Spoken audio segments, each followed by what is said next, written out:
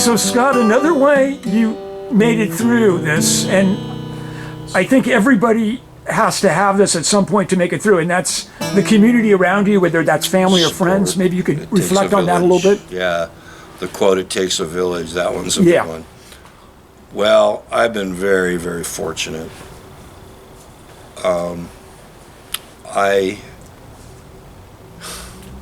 It's hard to talk about. When I got hit that last time, my mother posted on Facebook, she said, "Hello everybody, this is Scott's mom. I just want you to know that Scott was run down by a suicidal driver, and he's in the hospital, and he's hurt really bad, and please, help support him." And people responded to it at first thinking it was a practical joke, and they were angry. And then when they realized it was true, I had this flood of support from many places. A friend of ours who belongs to the church that Julie attends, she set up a GoFundMe page, which raised $20,000 almost within a week from people all over the world. I had 3 benefits thrown for me from the music community: Silicon Valley Blues Society, the Golden Gate Blues Society, and a couple guys that put together one, and all the best players and my friends came out and played. And each one of those benefits raised about $1,000 each. In the hospital, I had a visitor every single day that wasn't family, every day for 60 plus days. And then as I documented my journals on Facebook of what I was going through, the amount of people who read and supported me was so overwhelming, I didn't know what to say. I had no words. It was that incredible.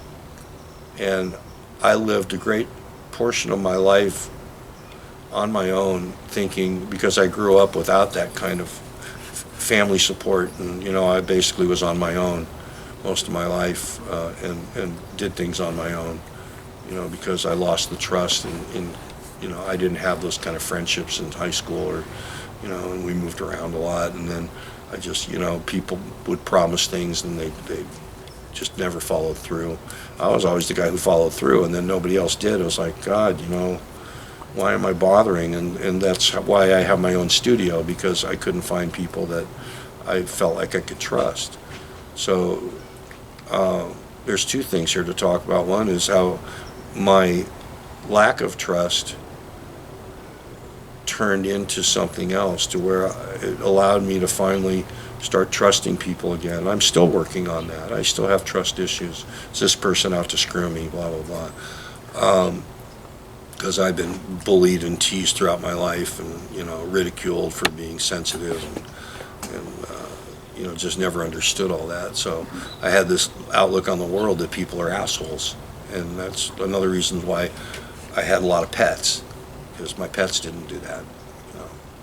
At one point in time in my life, I wanted to just raise birds and not deal with people, and I almost did it.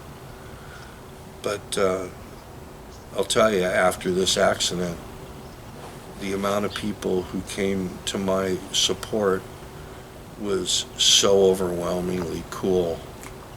It just changed me. I was already kind of on my way to that place, but this accident really affirmed what I was trying to learn and believe worked.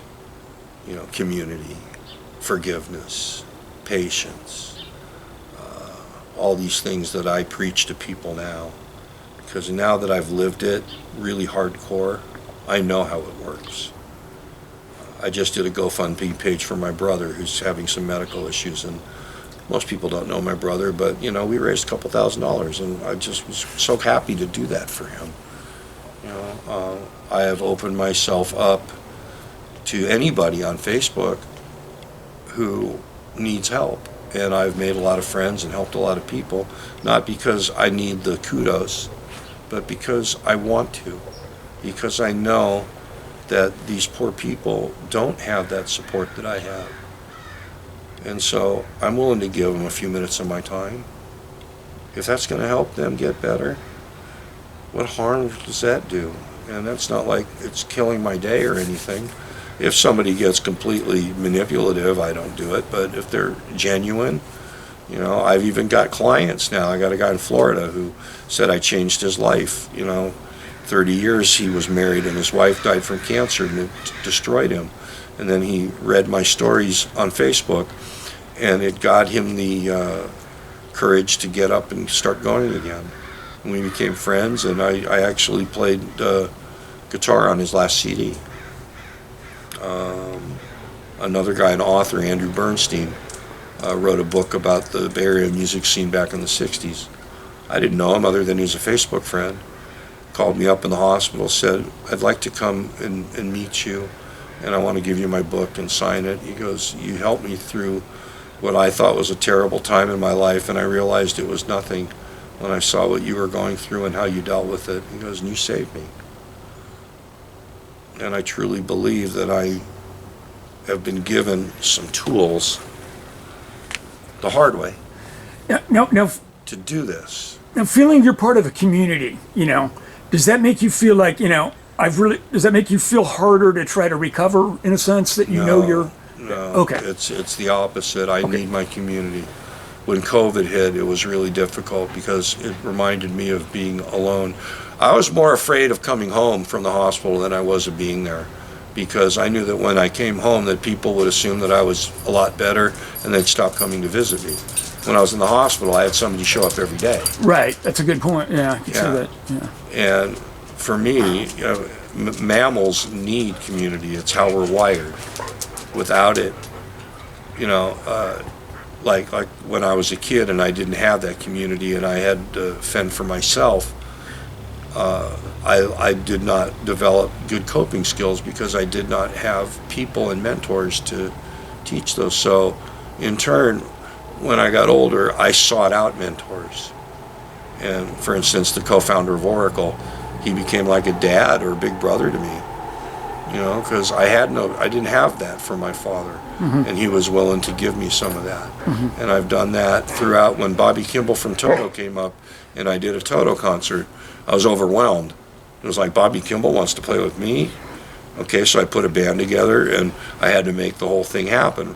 Well, I didn't know how to do it, so I reached out to friends and met new friends who helped me manage it, and we pulled off a great show. And I started to see how that collaborative thing, you know, Popcorn wants some attention. That's the dog, guys. Come here, Popcorn. You want to get on camera? Popcorn, come here. So community is huge. She's part of my community, the dog you're petting. I can't even tell you I don't know how I would have gotten through all those months by myself, not able to move, without my dog there for me. You know, days where you're so depressed and that dog's still there and wants you to pet her and give you some love, you know, give you a dose of oxytocin, you know, doggy love. I can't speak enough about our Bay Area music community. We are so blessed. When I first entered this community again after retiring for a while, I believed all the wrong things. You know, oh, the guys who run the jams, there's blah, blah, blah, you know how it is. Oh, that guy's a dick and blah, blah, blah. And I actually made some posts about it and got hammered by some people. And then I started running my own jams and I became part of I needed to become part of a community. And I did, and I started to see we had the most incredible community here. We are so lucky here in the Bay Area. We got a wonderful, wonderful network of people that care.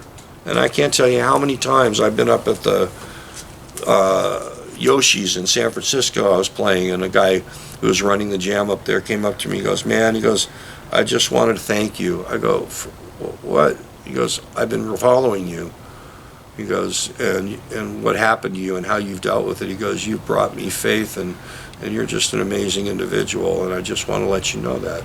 Where did that come from? That's our community. And it's a synergistic thing. The more you have like that, the more you can do, and the more power you can generate, more positivity, the more healing. It can go the other way too. You can have people, like we've seen in the politics, butt heads and become extremists.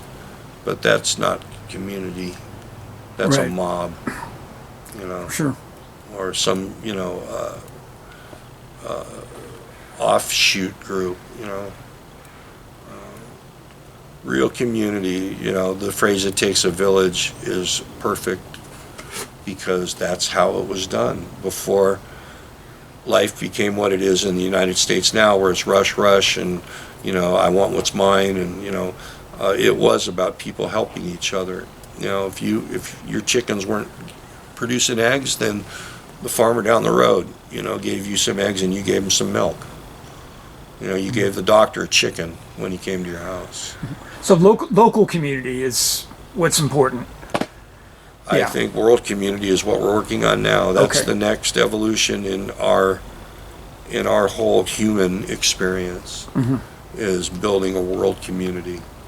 You can laugh and go like, Star Trek Federation kind of stuff, but that's really what it's based on. I only laughed because you said that. Yeah, Okay. but it's true. I mean, Okay. it was based on the belief that at one point in time the world's going to come together, and it's going to take time, and if we don't destroy ourselves, it'll happen.